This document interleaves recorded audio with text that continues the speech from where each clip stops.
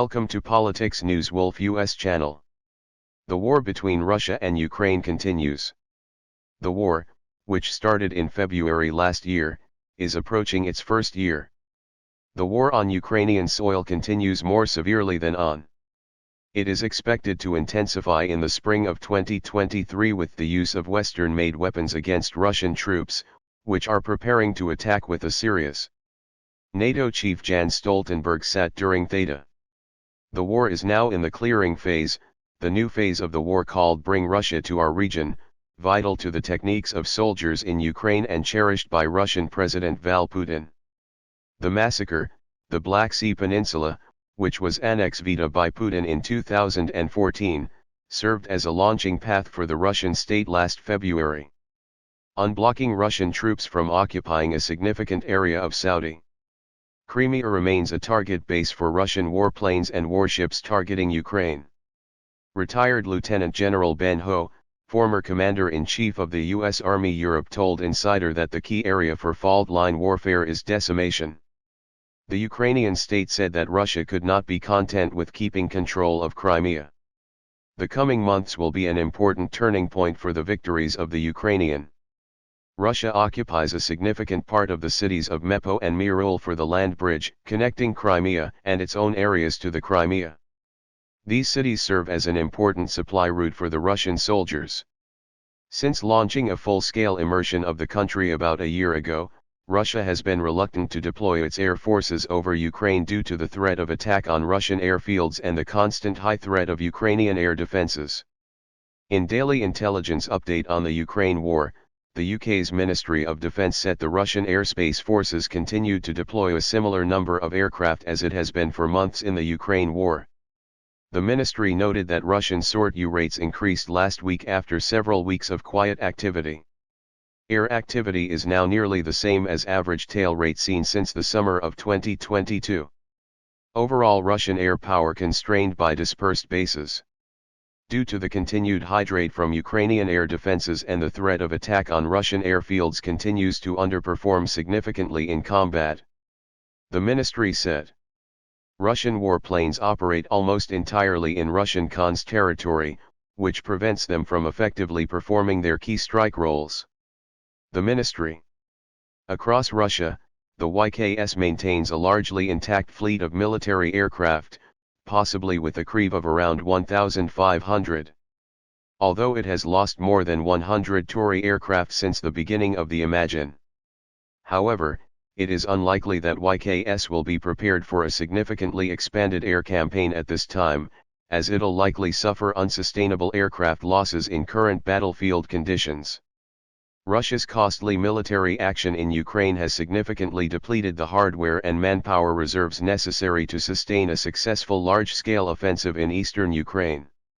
The Washington, D.C.-based Institute for War Studies said in a report released button. NATO ministers met for the second day in Brussels on Thursday to discuss the main topic of discussion, the supply of tanks and support for Ukraine. Speaking to the BBC before the talks, British Defence Secretary Balu said Russia had failed to break through Ukrainian defences. The Pentagon shared a similar sentiment after the NATO talks, saying Russia had purely equipped and purely trained soldier. Russian President Vladimir Putin will deliver a televised address to the Russian Federal Assembly on February 21, a year after officially proclaiming the Luhansk and Donetsk regions in eastern Ukraine as independent states. It is unlikely that Russian President Vladimir Putin in his February 21 speech to the Russian Federal Assembly will announce measures for further escalation of the war in Ukraine. Major in Russian mobilization initiative. Or any other important policy. He said the West's supply of tanks or armored vehicles to Ukraine will make it harder for Russia to launch a measuring measure as the country struggles to start the fast production anytime soon. Ukraine will likely to continue have a window of opportunity to launch a large-scale counterattacks over the next few months, but its ability to do so will most likely depend on the speed and scale of the West, providing it with the necessary supplies, particularly tanks and armored vehicles. He edited that his military failures continued to hamper Putin's ability to deliver military success in his home. On the other hand, according to Kiev, Russian forces changed their tactics as the first anniversary of the full-scale invasion of Ukraine approached. The Ukrainian Air Force has reported new waves of missile strikes that hit different parts of the warden country overnight. Writing an operational update on Facebook, the Air Force said Moscow was targeting critical infrastructure. Russia launched 32 missiles, including 8-caliber missiles launched by a frigate, and the Air Force said Ukraine's air defense systems intercepted hail of missiles. Strikes were reported in the central regions, as well as in the north and west of Ukraine, according to Ukrainian general. While there, the missile attacks took place in a 2-hour window between 1:40 and 3:45 local time. The commander-in-chief of the Ukrainian Armed Forces added that the missiles are a mix of cruise missiles, guided air, and anti-ship. The Russians have changed their tactics a bit.